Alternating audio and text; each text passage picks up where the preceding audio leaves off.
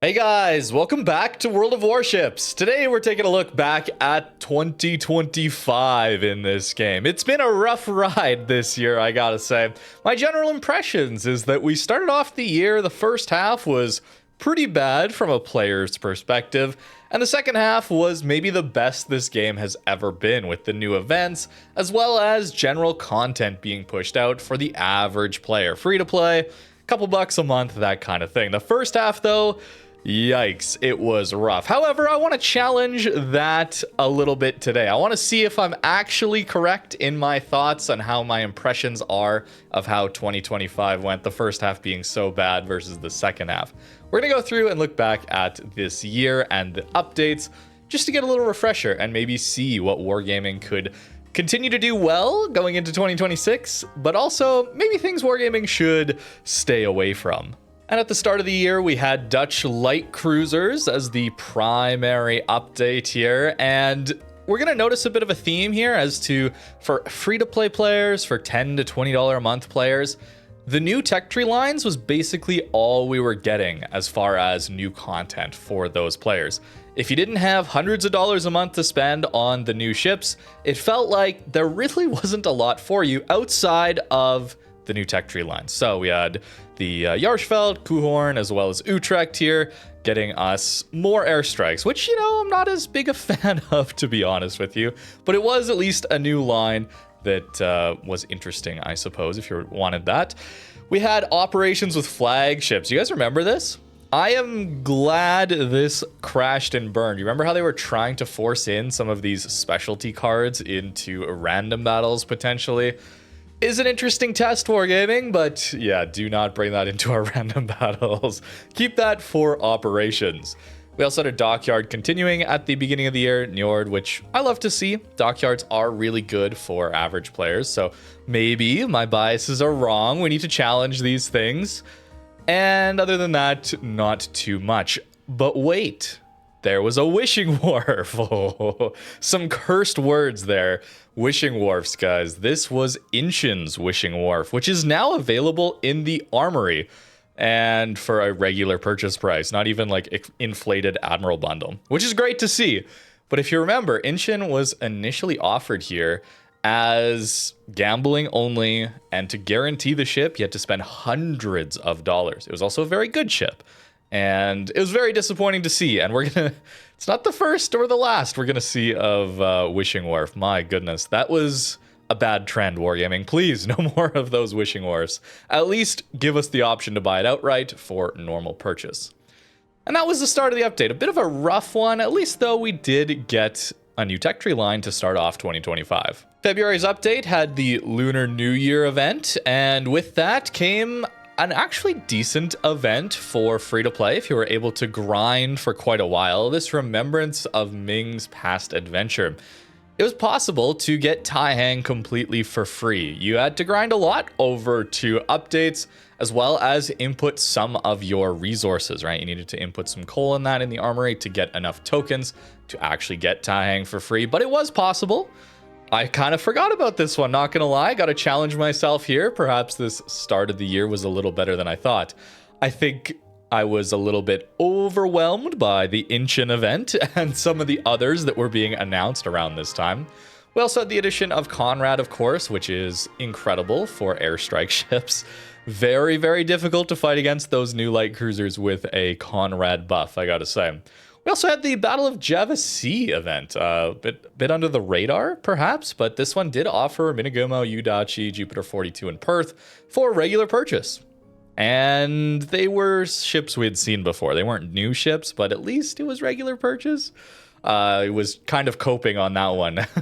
Really, really clinging on to Wargaming potentially keeping us with regular purchases after that Inchin debacle. Early access is not my favorite, of course, when it comes to new tech trees. I miss the days where we all got access to them all at once and everybody was grinding them out for free. It was good times back in the day. However, it seems like they're pretty addicted to this early access thing. Not a big fan of it, but at least you wait a couple months and you can get them completely for free. Armory-wise, we got the Hull edition for research points. This ship is absolutely crazy. Des Moines guns, super heal. Wishing Wharf continued, and yes, that was pushed on us quite a lot. Inchin was a very good ship for an absurd price. Other than that, I think that's about it for the February update. So the Inchin Wishing Wharf really took hold of me, I suppose. There was Java C as well as Tai Hang here, giving us some hope for free-to-play players. Maybe not as bad as I remembered. I remember being in a bit of despair trying to get some content out for these new updates, trying to find the positive. Onwards, though, update 14.2. What do we get? Experimental ships. Ah, yes. I remember why it was so despair. These ships were absolutely busted. I don't know why Wargaming added these to random battles in particular. Vasma, Oregon, burst fires. I mean, taking a cruiser slot with essentially a battleship in Vasma's case, I don't know what they were thinking here. These ships were absolutely absurd. I'm really glad that these are gone, though, I gotta say. Perhaps in their own special game mode, sure, but please, not in random battles. We don't need testing in random battles. Operations with flagships. This again is testing some of that extra bonuses that you could apply to your ship, classified documents and that. Very glad, again, that did not get to random battles, please no. And then we had Soviet submarines early access. So this was a new line of subs, which I don't like. Okay, I'm pretty open about that. Try not to complain all the time about it, but subs and carriers I wish did not exist in this video game. They are pretty much always going to detract from the gameplay experience, in my opinion. So seeing a new line didn't get me very excited, of course. New event pass, Molotov, okay, in the second progression line, we should be looking for that as well. Are the battle pass, the premium side of the battle pass, actually getting us a premium ship? They weren't doing that for a while, so I do want to mention that. There was at least a premium here. Molotov, not great. You really should be trying to get the Lanzhou from this current battle pass at the end of 2025 here, the second Christmas one. Much, much better ship, although it is a tier higher. A bounty hunt event, although it brought along Monmouth, another new ship, right?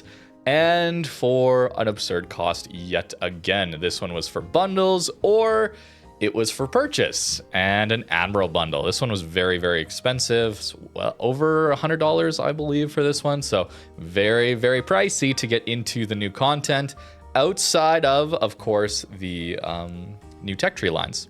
And Tai Hang, okay? Tai Hang is an element that was new, that was earnable for free, which I kind of forgot about. So I will be clinging on to that a little bit here. This was the second update here where you could get this one. You had to grind both of these updates, though, to actually get that one for free. But it was possible, so I do need to give Wargaming credit for that one. We also, at the end here, got Key available for coal. Now, this is an older ship, of course, been in the game for a long time, but it's nice to see an older premium just become available for an in-game resource, so you don't have to spend money on it. Maybe they could look into doing this more in the future, where some of these older premiums that, let's be honest, probably aren't worth buying for doubloons anymore, give them to us for coal. I think this would be a great use for coal. Maybe 5-year-old premiums or 3-year-old premium. I don't know. Something like that. Rotate them in for coal Wargaming. I think people would be pretty happy. I was excited to see Key available for coal, certainly. Now, update 14.3 brought us another dockyard, and actually pretty decent one. Unfortunately, Blucher got nerfed pretty hard towards the end of its release. Kind of a theme with dockyards outside of Wisconsin. That ship is crazy powerful. Did not end up nerfing that one on its release. But this one also came with Gambia partway through. A very fun mid-tier cruiser, if I'm remembering correctly. You could earn that one completely for free. Didn't even have to buy into the dockyard. Dockyards are one of the better events for the average player, in my opinion. So maybe it wasn't as bad as I thought. However, later on, we're going to notice something that kind of overshadowed that in my mind and was pointing towards a trend line that I did not like. We got Yahagi, though, in the second progression line here. Not as interesting, but there is a premium there, at least in this battle pass. Golden Month, though. Yes, those containers. The drama containers, if that, probably not pronouncing that right. Agincourt came back in this one as well. I think that one is available in ship rotation now, so nice to see that it's not just only in exclusive events like that one. Efficiency badges, pretty cool. We're doing a series on getting an E in each ship going up a tech tree line as a showcase. kind of interesting to talk about ships while trying to get some good games in them. Top 1% of games played in a ship is how you get an expert efficiency badge. Pretty cool. Certainly no mark system from World of Tanks, though. I think that they're trying to bring that in this year, 2026, soon. I know John is pretty interested in that one. Unbreakable Line was a pretty interesting brawling mode, I gotta say, letting you respawn and that. I didn't play it that much, but it's nice to have alternative activities, and certainly if Wargaming lets us grind out dockyards in these. They didn't always let us do that. I'm not sure if Blucher Dockyard actually let us do that necessarily, but more recently they have been allowing us to do that, and I really appreciate that. I think that is a very good way to get people playing the game without being as frustrated trying to grind out some of these missions in random battles, and leads to some very frustrating experiences, I think. Early access to subs, I personally do not care about that. In the armory, we got Barbiano, the machine gun sap spammer. It is a very funny ship. This one is for steel, though. More experienced players, but, you know, not hundreds of dollars purchase ship. I will take it. Speaking of, though, Eskimo. Little worse Cossack, in my opinion.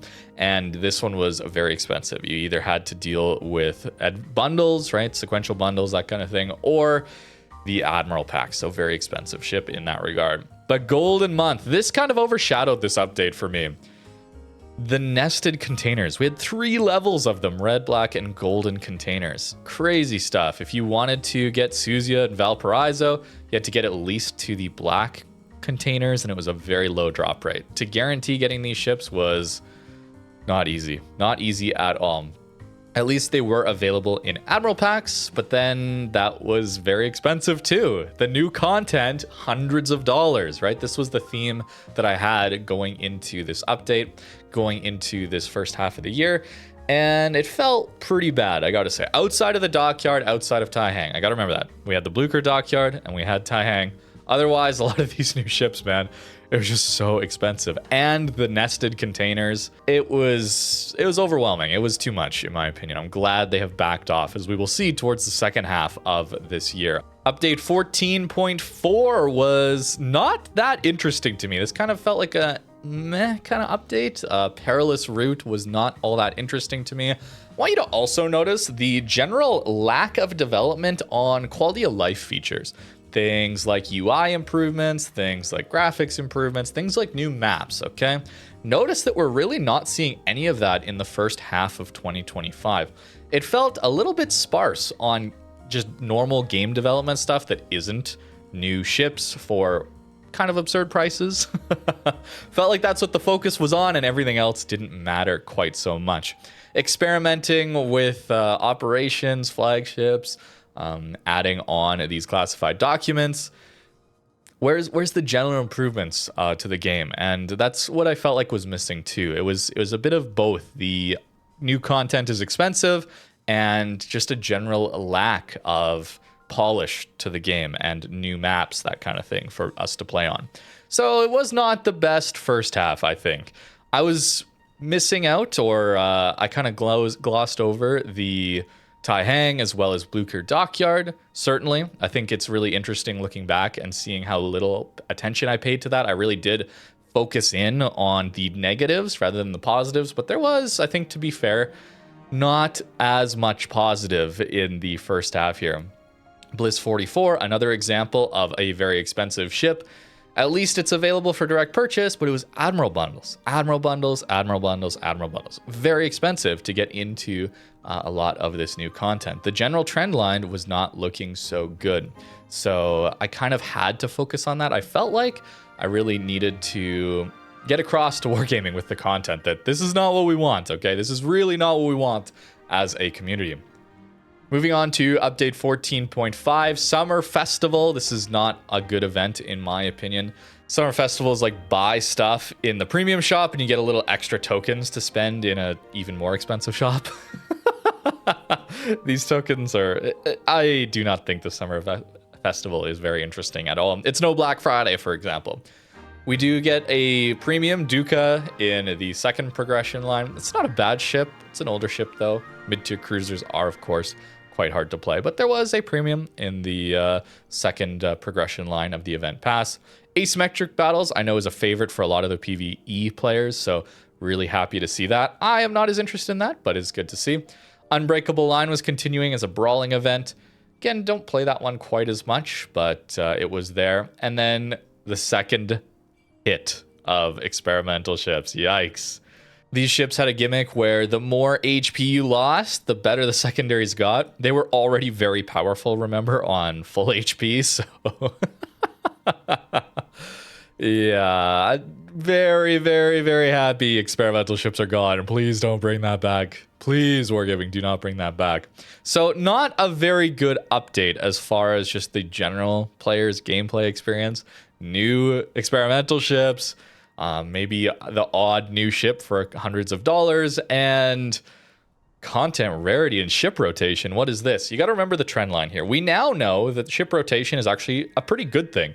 I speculated on this at the time. I remember I was just kind of hopeful that they would use this as an opportunity to bring back ships that were unavailable for sale for a very long time, part of very specific events, and then gone. That FOMO element they love so much. I was speculating that maybe, I was kind of coping, I thought that ship rotation would allow them to bring back some of those ships. Turns out, as we'll see going forward, they actually did. So this was actually a good thing. However, at the time, you got to consider we were getting a lot of FOMO ships. We're getting a lot of hundreds of dollars ships. We're getting wishing wharfs, gambling events.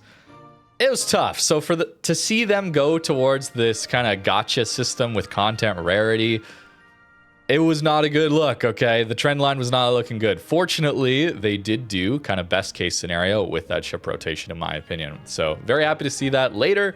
But at the time, yikes, this was not my favorite update. Trade-ins, though, are pretty cool. I hope they do those more often. Not the biggest selection there, but it's nice to be able to trade in a premium you don't like and get a different one. I think that's a really cool event for the average player. Irresistible added battleship with cruiser, HE farming DPM with a smoke as well. Not a very fun ship to fight against, let's be honest here. I don't enjoy this playstyle much, so I don't play it all that often, but Irresistible is very powerful. And for research points, it takes a while to grind towards that, but a lot of people can get that one. Willem is also not a very fun ship to fight against. Airstrikes, not a huge fan, but these were at least in-game resources, expensive in-game resources. Notice the lack of new coal ships as well. This is starting to be a bit of a trend. Where's the new coal ships, Wargaming? Seems like that is not going to be a thing going forward, which is why I talked about Key there a couple patches ago, and maybe we could add some of the older premiums for coal. That would keep it a little more interesting. We saw Lisboa return. This was a limited time commander, so nice to see him finally return. Kind of buffs Valparaiso and Libertad lines, of course, to an absurd degree, but he was back at least. Summer Festival, like I said, not interested at all in that event. And what is this? A light at the end of the tunnel? Naval Legacy? What is this? Johnston thinking of getting GQ Johnny. What is this? Maybe there's a good event on the horizon. This, however, did bring Cambridge and Nanning new ships for Admiral bundles. Or, you know, you could always random bundle gamble on it. But Admiral bundles, hundreds of dollars, right? Still hundreds of dollars, but there's a bit of cope on GQ Johnny. Maybe that event will be good, allowing you to get that ship completely for free. Which, as we see now, was a long event, but you were able to get it. Starting in August, you had to play, I believe, 90 days, 5 battles a day, something like that. It was a lot, but if you got a lot of time, right? The way I see GQ Johnny is kind of the whale event for people with a lot of time. I'm trying my best to say it's for people who are unemployed. I say this as someone who plays, okay? Someone who plays video games all day, okay? But you know what I mean, right? Like, if you got a lot of money, there's a lot of events this year that you can just buy into because you have a lot of more money than time. But if you have more time than money, this is an event for you, okay? Maybe that was too mean. It's a joke, it's a joke, it's a joke, it's a joke. But seriously, it is for those who have a lot of time. And I think that's good to have some of both, but also events need to be a little more reasonable for those that don't have as much of either, right? The average player. We did not see much else this update. So Summer Festival, update 14.5, not great. Little bit of potential going forward, as we saw announced. But Perilous Route, 14.5. Yeah, very expensive start, and then kind of nothing burgers here in the middle. We do, at least with 14.6, see new American destroyers. So a tech tree line is good for the average player. However, it's early access, so you gotta wait 2 months for the average player to even get into it. I enjoyed these new destroyers. I thought their smoke mechanic was quite interesting. The sap is incredibly powerful, especially on the tier 9 and tier 10.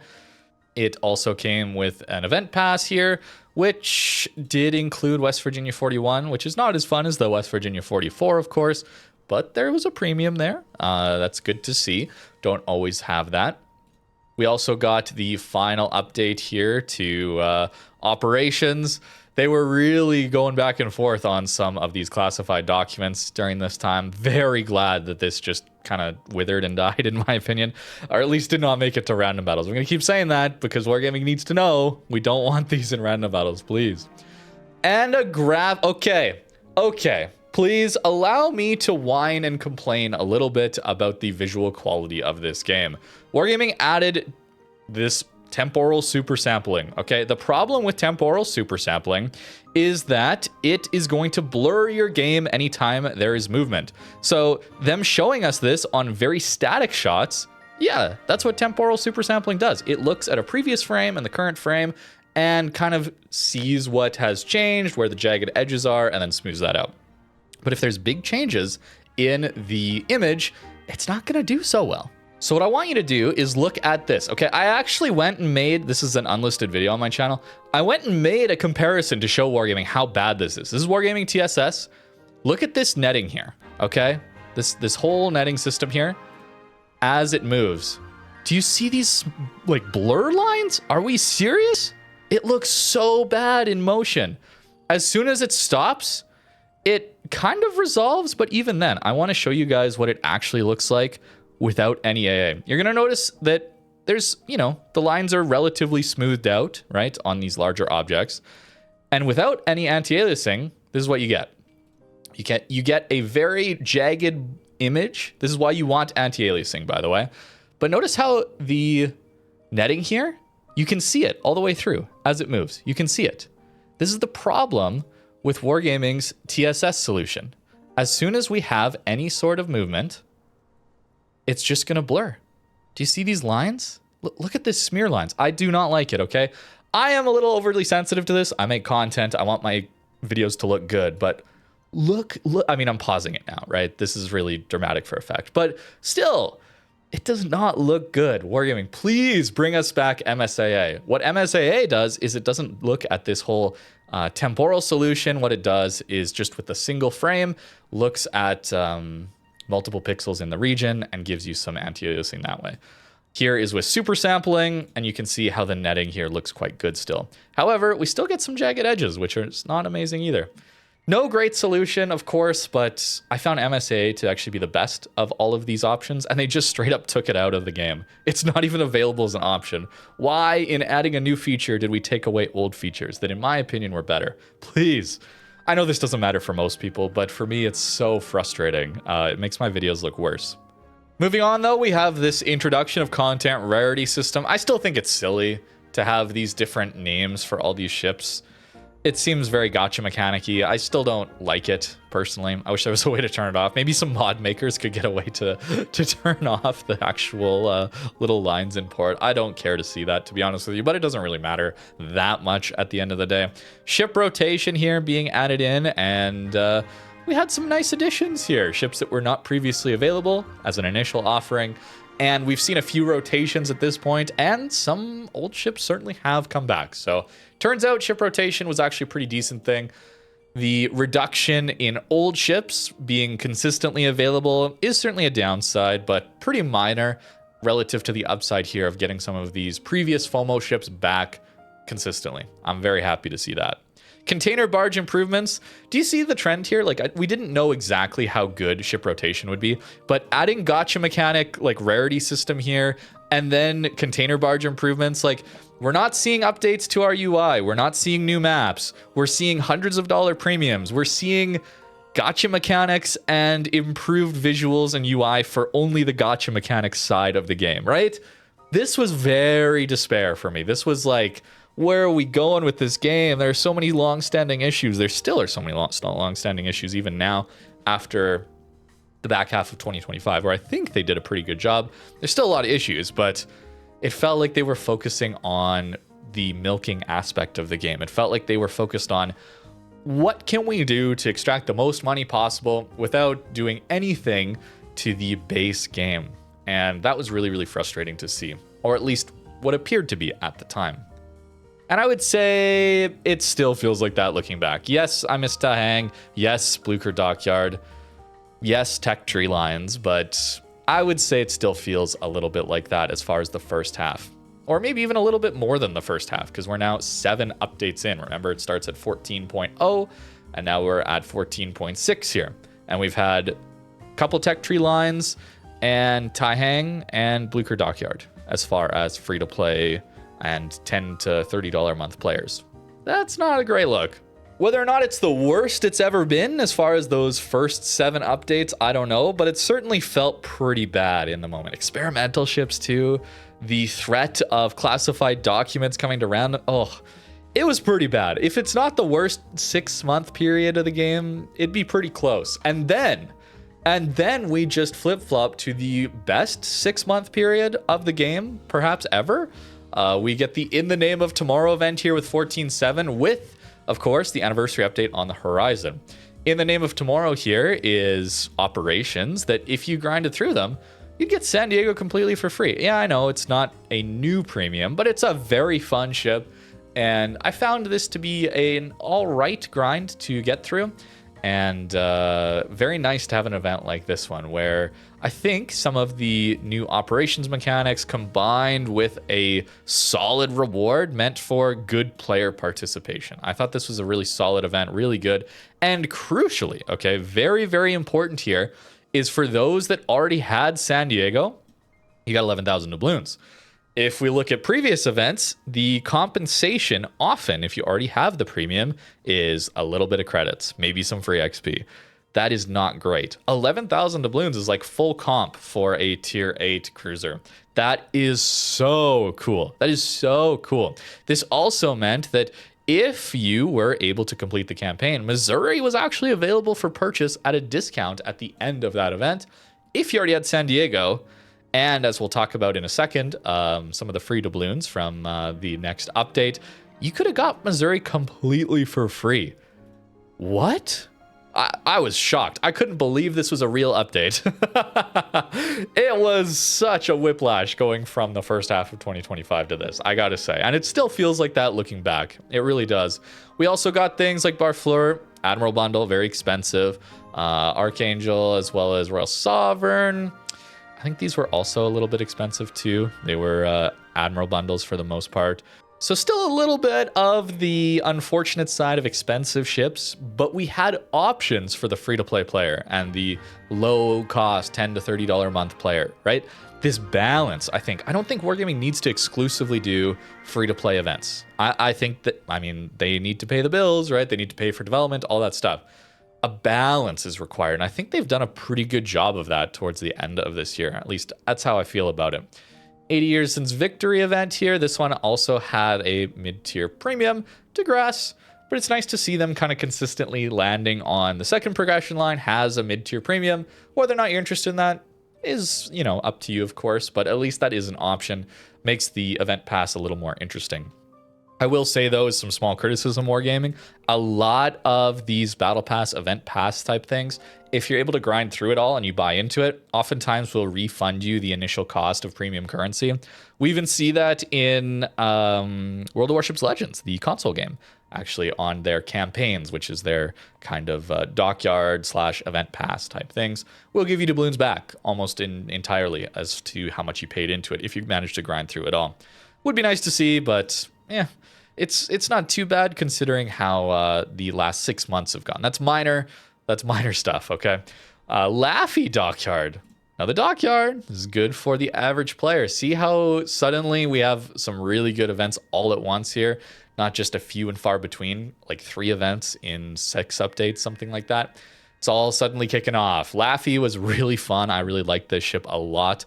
This one, unfortunately, did not have a mid-tier premium, so a little bit worse in that regard. But again, as we'll see, Laffy you could get completely for free with the next updates, free doubloons starting. Really, really cool stuff to see there. And actually, my mistake, 10th Anniversary Grand Voyage starts this update. I saw 10th Anniversary and thought it was Anniversary Update. No, it started a little bit sooner. Wow, what an incredible event to end the year. I'm not expecting Wargaming to do this all the time, okay, because this was so good. But I wouldn't lie, it'd be pretty nice to have something along these lines in the background every once in a while. This was how you got up to 32,000 doubloons or steel completely for free. Also getting potentially GQ Johnny completely for free. This is just play the game a little bit each day. Don't even have to play every day and you get a lot of tokens because a lot of these Voyage tokens were front loaded, right? A really player friendly event. Front loading it rather than back loading it. That's so good. That's so good. The first 24 days is where you got the bulk of your tokens. Really cool to see. GQ Johnny here, you get for free. It took a lot to grind it out, but it was there for free to get. This one also, if you had it already, you know, it was pretty expensive in Admiral bundles and that previously to get GQ Johnny, but if you already got it, that's 10,000 steel as compensation, not just a few credits or, you know, some coal or anything like that. Really, or free XP was often very common there, but steel. So San Diego for doubloons as compensation, GQ Johnny for steel as compensation. What is going on? So much better. So much better. Aircraft carrier changes. It helped a little bit. Okay. Air detect not blooming when firing helped some, but I've been playing a bit of Legends recently, trying to grind through to get Rhode Island over there. And it's minimap only plane spotting, guys. They can do it. They legitimately can do it. The console game has done it. There's actually so much about the console game now that is so much better. No subs, obviously. Plane spotting on aircraft is minimap only. Really, really big there. They also have added some very, very nice UI improvements. They actually are going to tell you Sigma parameters. They're going to tell you more about your dispersion parameters. They are telling you how your commander and upgrades to your ship are changing your stats. The Legends UI clears the PC UI, which is crazy because this is on a console and your phone. You can play this on your phone and it's giving you more information than the PC game. Insane stuff. Absolutely insane stuff. Going along with a bit of a theme on, unfortunately, the PC game not improving some of these general mechanics. It's getting better here with some things here with this aircraft carriers, but there's so much work to be done on improving the base game here. And it felt like in the first half of 2025 especially, they were completely ignoring that, just purely to get monetized content in, heavy monetized content in. Anyways, on to early access. Got to wait a little bit, of course, for that. We got the Admiral Artigue, another Hildebrand type ship, a hybrid ship. Not a big fan of these, of course, either. This one, though, was focused more on main guns. Got like Marseille guns with cruiser dispersion this time. And the planes were a bit secondary to that, which I liked a lot more. I think that's a better design for hybrids. They should be mostly surface ships with the rare plane. If anything, I'd prefer no planes, of course. I'm a little bit biased there, of course, but a very, very strong start to the second half of 2025 here in the name of tomorrow. All those doubloons completely for free. There's some very expensive content here as well with Barfleur as well as Archangel, Royal Sovereign, but San Diego, Missouri potentially for free, Laffy Dockyard potentially for free just by grinding through and getting these Grand Voyage events and these Voyage tokens. Very, very good start. Update 14.8 gave us our anniversary update. And this was a very good one, of course, too. For having a decade at sea, there was a lot of new content here for you. Kushiro, you could get 4 festive tokens completely for free. 130 super containers. We had fun opening those up, of course, too, completely for free. If you were playing for 10 years, you got a tier 10 premium completely for free. Oh, and by the way, if you had all of them, you actually would get the full 32,000 doubloons, I believe. I think it was 32,000, something like that. As well as a tier 8, tier 7, these kinds of things. only on the year that you've been playing, though, of course, right? So if you've been playing 10 years, it's not like you get another tier 7 crate, for example. However, the tier 8 container was new for those who have played 5 years or more. Notice that this was new for this year, so if you'd been playing 5 years or more, you'd get that one. And if you'd been playing 10 years, you'd get actually both of these. Next year, though, that's not going to be the case. Of course, right, this only happens on the year that you're getting that reward. Cool to see Kushiro, though, for Festive tokens. New ship, new play style. You got the smoke generator off of Venezia, kind of. It's not quite the same, as well as some pretty solid torpedoes. It's a new ship that you could get completely for free. Very cool. Discounts for alpha and beta testers as well. Very, very nice to see. We also got these festive rewards. This is how you actually got things like Kushiro, as well as those super containers. So if you had a lot of higher tier ships, that's where you'd get them. Super ships gave you some steel, which will be important later on, as we're going to see a steel event. A new dock. This is nice. It was a nice dock. Unfortunately, kind of being inside this room was very awkward for seeing your ship. I found it very annoying that you couldn't go out and look at your ship and still click battle and still click all of the UI elements to like see your modules. You had to go back in and out. Found that a little bit annoying. As far as UI stuff, we could improve that. Wargaming, certainly. Of course, the Grand Voyage continuing. This is huge for the second half of this year. JQ Johnny.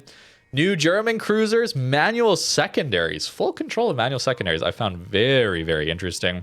Very fun cruisers, pretty strong as well. Maybe not meta defining, but certainly at the higher tier, once you start getting heals, they are very, very fun.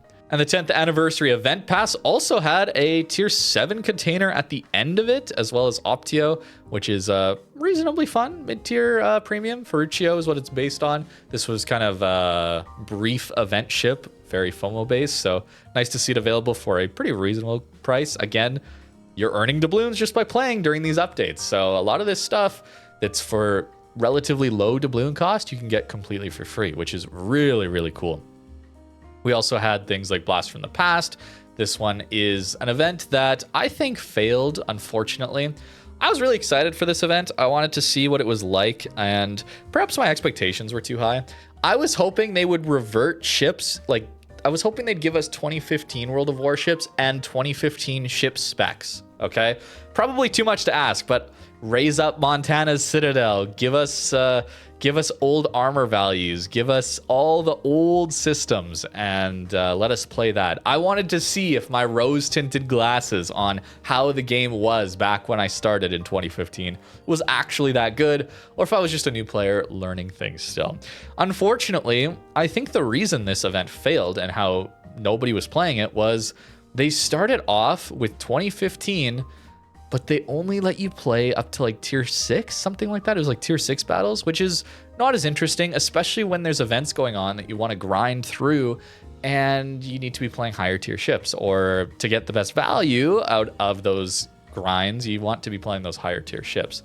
So it started off with the least interesting tiers, and they did not change a lot about how it was played to play like it was back in 2015, which is probably too much. I'll admit that, but then it started off slow, and then everybody saw that initial playtest of it, playing of it, when the event started, was that the queues were incredibly long. Nobody was playing. It was a dead mode. And by the time it actually got to the more recent years where they actually would give you to tier 10 ships to play, which is the most popular tier, of course, everybody thought of it as a long queue dead mode, and so then nobody played it. So it was just kind of this unfortunate cycle where the planning was just off. I could have told you this from the beginning, Wargaming. Hey, I could do some consulting work. We can discuss my fee. But I could have told you this from the start, that you needed to have tier 10 at least on 2015, let alone making it really interesting would be let us play the old ships in their old configurations before all the buffs and nerfs and everything. Give us old spotting mechanics. Give us stealth firing. Let me play stealth fire Zhao again for a little bit. That's what's interesting about seeing what the game was like back then. Not about playing those ships. It's about playing those ships how it was played back then. That's what's interesting. So unfortunate miss there from Wargaming, but considering all the other stuff going on, like In the Name of Tomorrow continuing, San Diego, I'll give them a pass there. I was a little bit sad, though, to see that one not work out so well. Module damage rework. Hey, speaking of base mechanics that could use some updating, could use some polish, this was a big change, actually allowing our modules to heal back after being permanently destroyed. Big change, absolutely massive, allows us to heal back AA, so now it's not like the instant an HE salvo hits your ship, you suddenly have literally zero AA left. It's nice, it comes back. Secondaries come back. This is a big change for things like Schlieffen, where your secondaries would get destroyed perma, and then your ship would feel kind of useless. Your torps would get permanently destroyed. The new German cruisers, of course, maybe that's one of the reasons why they did this as well, for those new German cruisers with manual secondaries. Regardless, very nice to see. The rare time you played Jean Bart and got both guns perma'd, no longer. Very, very, very good change. Really like that one. A not so good change, at least as far as I'm hearing from players. It seems like that subs in operations are pretty bad, because subs are kind of useless.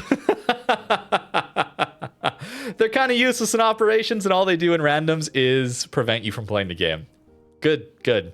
Unfortunate, but subs are now in operations for the PvE players to be a little bit frustrated by. Unfortunately, that's kind of the vibe I've seen online. Perhaps I'm wrong.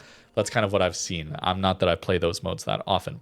Laffy Dockyard still continuing. Again, love this ship. We've had now 2 updates in a row of being able to grind doubloons. So getting through, the first, getting 2 phases of this for, I think it was 6,000 doubloons, maybe a little more than that, 6,500 doubloons if you didn't buy early access, was attainable, certainly, by this point. So you could have got Laffy completely for free. Really, really love to see that. And we got our next ship rotation from that announcement. And look at this. Navrin comes back, Picardy, Minigumo, Jupiter 42. These 2 notably in that Java C event earlier on. But now they've been added to the armory. This is great. This is really, really good. Honestly, I can't believe how well ship rotation turned out. My coping hope that I didn't think would even happen is actually what Wargaming has done with ship rotation. Really good stuff there. Love to see it. Another Wishing Wharf, though. But there's a balance, right? There's a balance, okay? There's some absurdly expensive stuff, but at least there's stuff also for the average player to get excited about. This is what I need, Wargaming. I need this balance. I don't need every event to be perfectly free for everyone, okay? I just need a balance of new content for the new players, as well as you can throw in your Wishing Wharfs then for the really expensive stuff.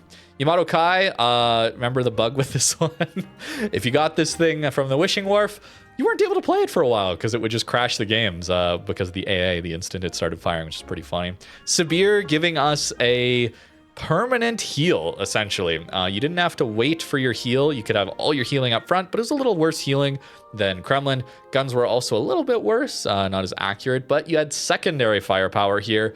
And on secondary hits with this one, you gained an F key that would give you absurd accuracy. So Sabir is a wildly powerful tier 10.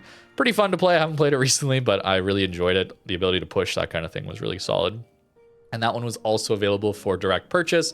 I believe this one was also Admiral bundle, though. I could be wrong on that one, but I got a feeling that one is also for Admiral bundle. It seems like that was what they were doing these days.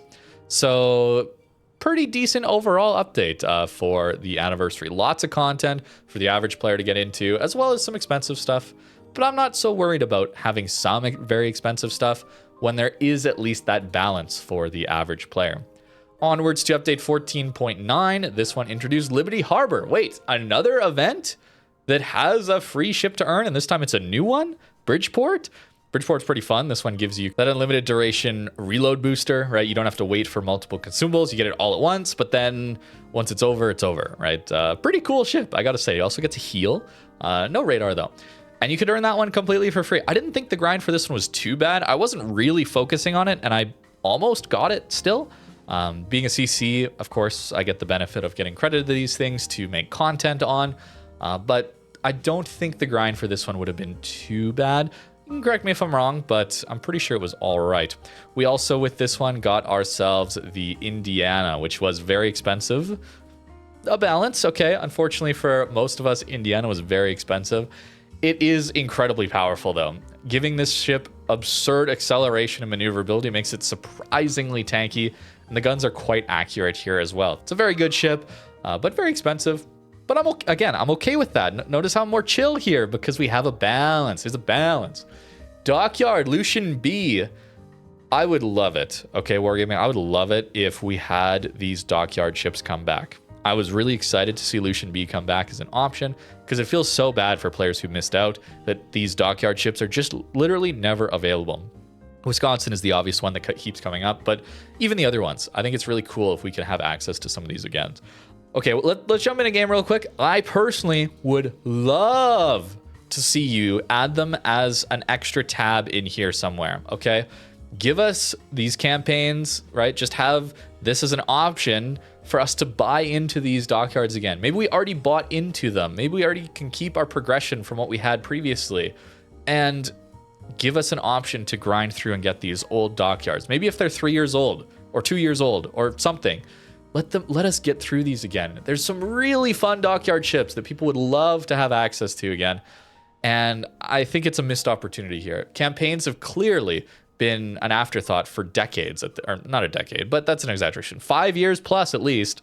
It's a long time. So maybe we could refresh this, and maybe it's more expensive to buy into because it's not a FOMO thing. Maybe it's just when you add them in here permanently, maybe it is more money. Maybe instead of the, maybe it's $30 or $40 to get into a dockyard at this point, but then you can grind through it at your leisure and then you get a cool ship at the end. I think that would be really awesome. But it was still really nice to see Lucian B come back as a dockyard for those who missed it. So solid ship, and Black Friday dockyard being a previous ship with the new skin is pretty cool.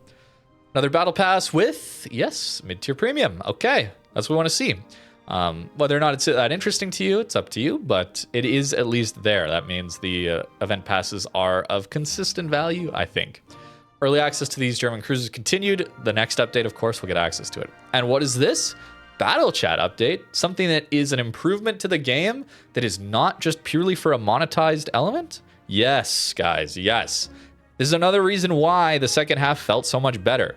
There was new content, new events that weren't just for the extremely expensive monetized players, but also the base game, the basic game elements, the UI, these kinds of things. We're getting improvements. This is big. This is really important. Makes it feel like the game is alive. It makes it feel like they're not just ignoring the game and only just trying to milk out the last couple of dollars out of it. Really important. And about time with Battle Chat, honestly. Been using mods forever for things like this. Wargaming could do well to look at some of the mods that are most popular and try to implement some of these things for the average player who's just not going to be interested in installing mods. Be really powerful. 10th anniversary continues. I know we're getting repetitive here, but it is such a good event. Blast from the Past, I already talked about why this one kind of flopped. Unfortunate to see that one. And in the armor, we got a new busted carrier. Unfortunate, but is what it is. Defense came back. This one was available in a salvage event, 2023 Christmas with Kitakami, I believe. Very expensive for coal, but actually this was less coal than what that salvage event was. So hard to get this ship previously, but a FOMO ship coming back. Yes, more of this, please. Old ships that were very limited time, very expensive. Bring them back for coal. That'd be really good. I think that'd be really awesome. Ship rotation also showing us, wait, is that Inchin? The Wishing Wharf insanity that like drove me crazy earlier this year? What is that? Monmouth also coming back? Guys, look at this. Look at this. Look at this. Ship rotation is actually a good thing. I'm actually looking forward to these ship rotations these days. It's really, really interesting that went so well. I'm kind of surprised, but I'm very happy about it.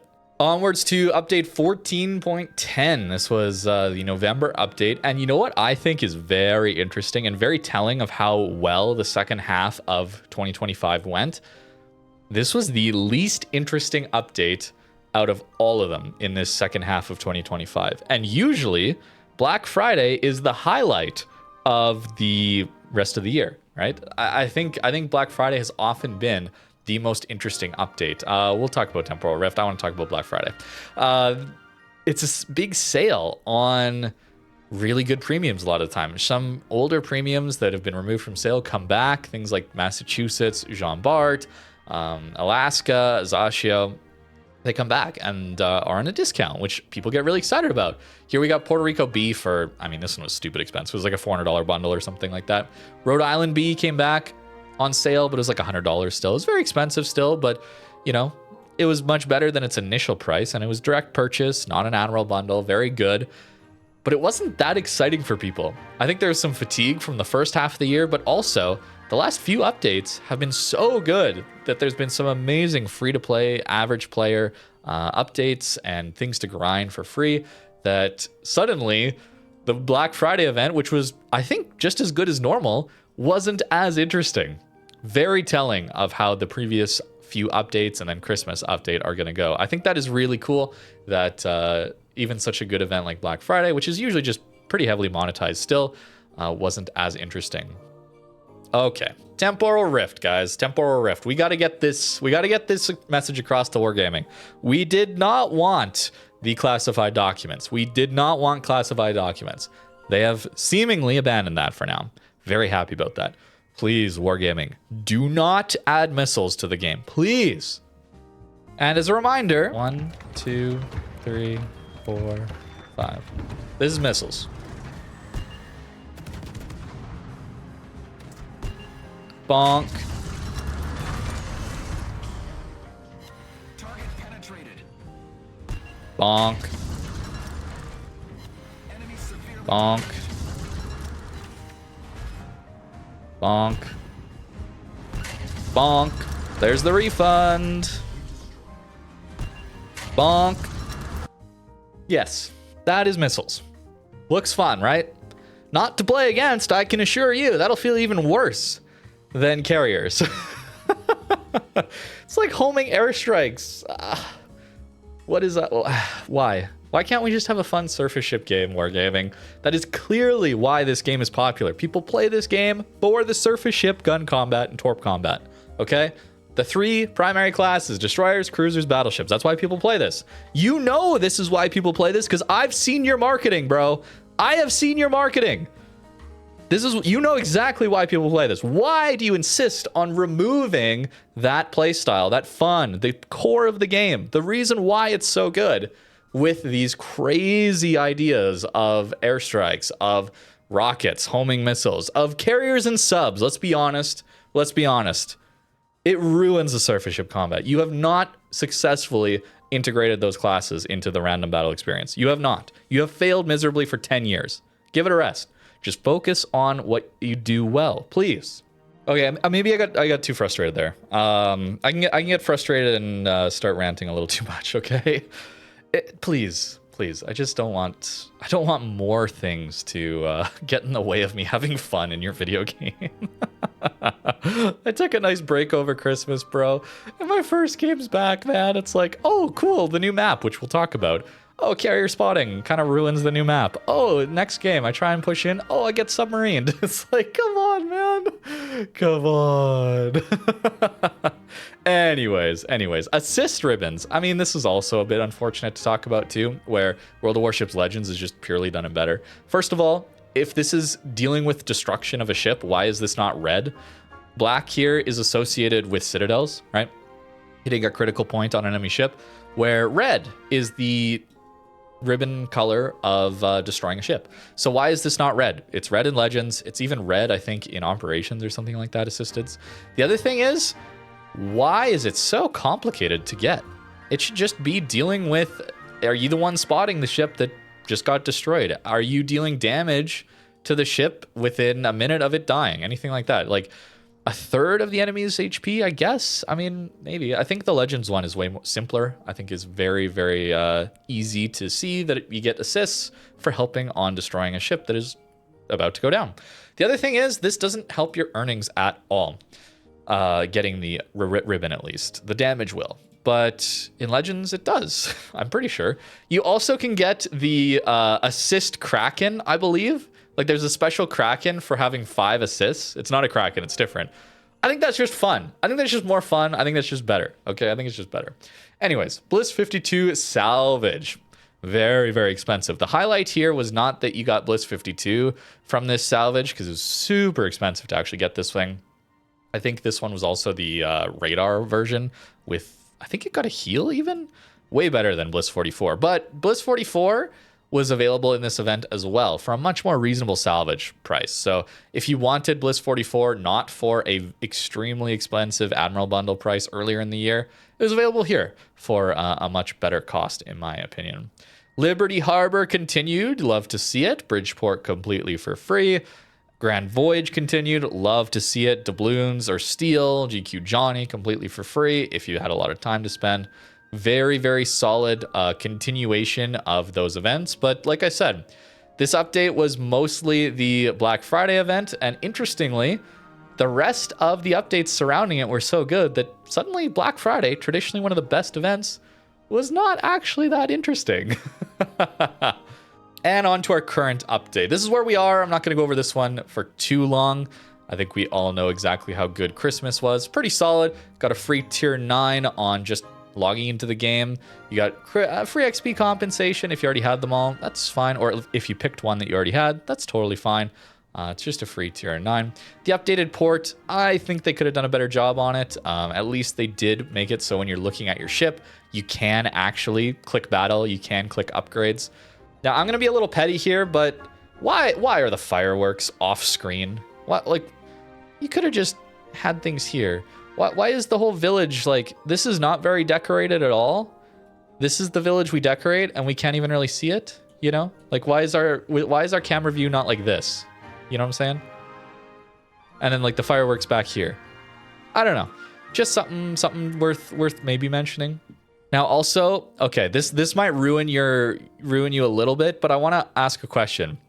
How does it make sense that the reflections of the fireworks are here when the ship should be blocking it? Right? How does that make sense? Now, the only reason I'm bringing that up is that Legends does this just better. Notice how the actual reflection here stops the like Northern Lights, Aurora Borealis, from reflecting in this section of the water. This is minor stuff, okay? Maybe I nitpick too much because I'm looking at visual quality and elements in videos and stuff like that, but I see this. Right? So just how is that reflecting there? You know? Like even the pink of the Northern Lights on the PC port. Shouldn't it probably not be there? Maybe? Little things. But even the quality of the reflection, like we're getting a lot more detail on this. This is on a PS5. Like this is where it's running on a PS5. Interesting. And to be honest with you, it really doesn't matter that much. But it's things that could be improved going forward if we're taking a look at the base game and not monetized sections, just to update the game to feel a little bit more modern, I guess we could say. We also got our festive certificates here, a lot of Santa crates, right? I did my free Santa crate opening, as well as a CC gift at the end. There was like 10 goldens that we got as CCs, which I do appreciate. It was pretty fun to open those. It's nice to see that there is good options to grind through. The anniversary update also had that with super containers, as well as some coal, as well as some steel at the super ship tier. Here we see more steel, right? Tier 8, tier 9, and super ships. This festive certificates was only tier 10 here. And it was really, really good to see that we had the continuation of Grand Voyage. Several months of just play some battles, you earn steel or doubloons while you're playing. Really, really like to see that. We also got the golden ships, which I do not care about at all.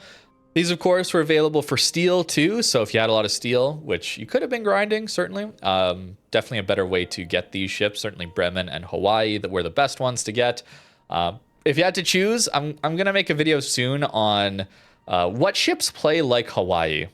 Nothing really plays like Hawaii. Hindenburg, Bremen, similar play style, that kind of thing. You can get a approximation. I think Bremen's more fun. But Hawaii is just so unique. Onwards to our event passes. You get 2 of them over Christmas. They are more money. But we do see 2 new mid-tier premiums available in those, as well as some more Santa containers that you can grind through. And Nuremberg 44 was decent. Certainly the smoke plus the AP focused main guns here. It's not Elbing dispersion, but it is Elbing main guns on this ship for the AP. Very, very solid when you find those mid-tier cruisers. And the second one, actually, Lanzhou, I really liked. The main guns on this one are so powerful. The way it maneuvers is really interesting as well, too. new ships in the second progression line. A little bit more than the usual, but I think that's a reasonable price for some new content for the game. And look at, speaking of new content that is not monetized, actually, that we've needed for a long time, is a new map that plays differently. This map I actually love, okay? I am so happy every time I get it because there are so many interesting islands to use to push. So many interesting islands. I have been having so much fun on this map. As long as there's not plane spotting. That is the main problem with this map. The instant there's plane spotting, the islands just lose all of their value, or most of their value. So there's some tall ones that prevent people from lobbing over. But for the most part, if there's plane spotting, suddenly it becomes very, very difficult to play. So unfortunate that, but if there's no carrier, if I can get that lucky, I have so much fun on this map. I really like it. Very happy to see a new map. More, please, that I'll operate a little bit differently than kind of the standard where everybody sits in spawn and snipes at each other over all the islands.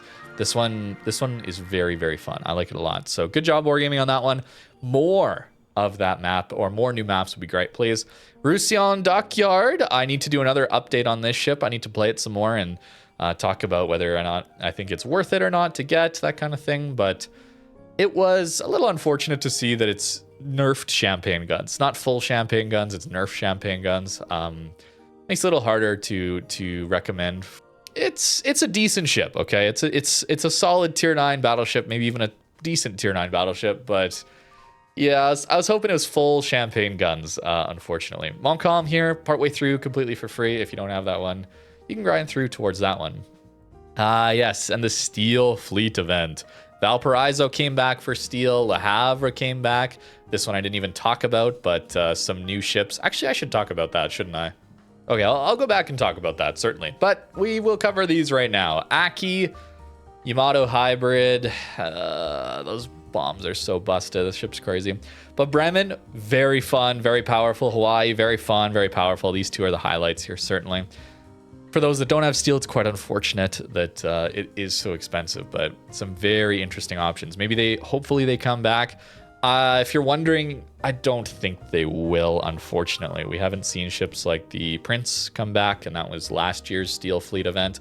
The ones that did come back, Shinano and Archerfish, were announced to come back, and they did, where here none of these have been announced to come back, unfortunately. The missile test continued a little bit in this update. Please don't bring that to random, please. Liberty Harbor also finished up this update. Got Bridgeport completely for free. That was really cool. And I think that's about it, outside of a new ship rotation, which added Eskimo and Pravourny. More ships that were only available for limited time, very expensive for their tier, that kind of thing. Very happy to see them. Very, very happy. Ship rotation has been a massive surprise to me over the last half of this year. I thought it was going to be so much worse than it actually ended up being. And I should probably also talk about the Weeb event here, where we did get new ships that were Admiral Bundle only type things. And we did get, this is Le Havre. I'm not even going to try to pronounce that name. That one came back for Steel towards the end of the year.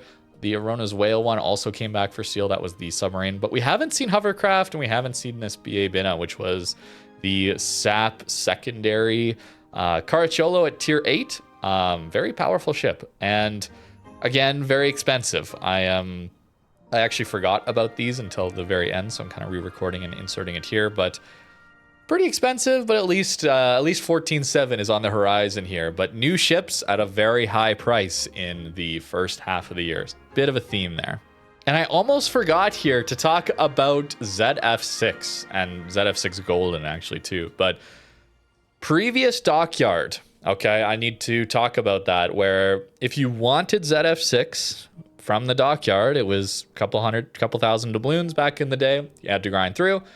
But now, since it seems like they're not bringing these Dockyards back, unfortunately, we'll talk more about that later, you had to spend over $1,000 to guaranteed get ZF6. This was absurd. This was, Wishing Wharfs plus this. I need to talk about also the Dutch ship too, which is here. I completely forgot to talk about these. And this is at the very end that I've blocked this from my memory, guys. This is how bad the start was, okay? The more I've looked at this, the more it's like, okay, There were some okay parts. Certainly Taihang, certainly Blucher Dockyard, but the overall trend early on, man, the Provincian was over $500, I believe, to get that one out of these containers.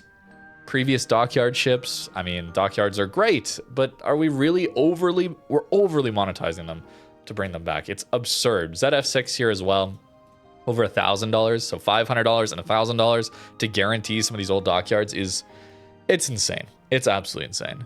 So I've kind of rambled about this for actually a very, very long time. I thought this was going to be a short video, but I just got a little bit interested to see what it was like. I hope you guys enjoyed as well. Maybe this is a bad video to put out, but maybe you enjoyed it, okay?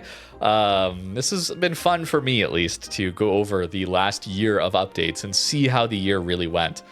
I gotta say, I am pretty happy that my general impression was correct. I am pleasantly surprised by Taihang as well as at Blucher Dockyard. I kind of ignored those in the first half. However, the lack of development towards the base game, as far as, you know, things like battle chat, things like plane spotting, things like module updates, things like maps that we got towards the second half, really, really felt missing in the first half of the year.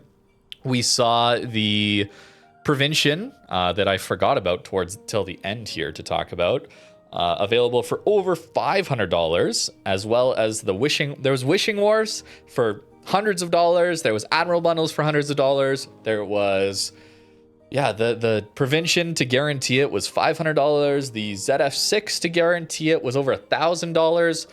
There was experimental ships. There was classified documents being tested in operations that then are being threatened to enter random battles. Yikes. It was not a good first half, okay? I think I'm pretty confident in saying that it was not a good first half wargaming, but the second half was really good. So good. Seriously, the best thing I can really say to show or talk about how good this second half of the year was is that traditionally one of the best events in previous years, being Black Friday, was kind of an afterthought compared to 14.7, 14.8, 14.9, and 14.11. That is kind of wild. A lot of whiplash this year, maybe a little more consistency wargaming. Perhaps you don't need to be this generous the entire year, but also we cannot have a first half of 2025 again. That is not okay. A nice balance is required. I would love to see more balance of just some new content for the free-to-play players, people have more time to grind, that kind of thing. Some new content for those with less time but a lot more money to spend, and a little bit of content in the middle alongside updates to our UI, updates to our graphics. Please bring back MSAA for me, please. Please, I'm tired of this smeary mess on my screen from your TAA solution.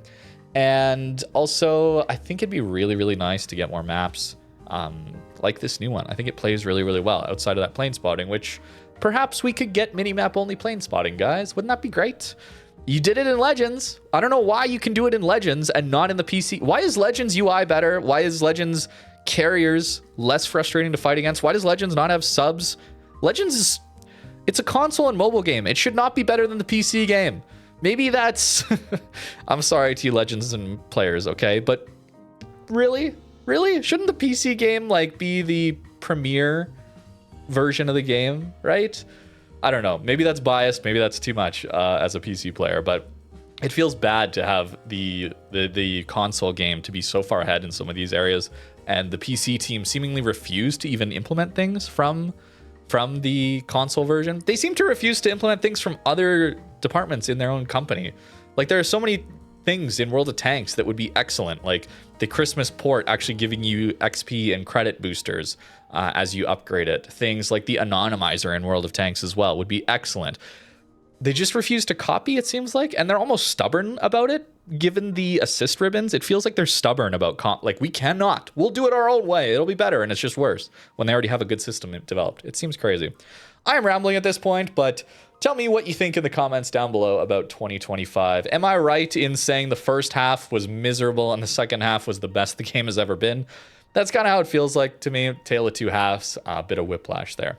Thank you very much for watching. Let's hope 2026 goes well. I hope you had a great Christmas break with family and friends, and I I hope you have a good new year. 2026, hope it's going to be a good one for you. Thank you very much for watching, and have a great rest of your day.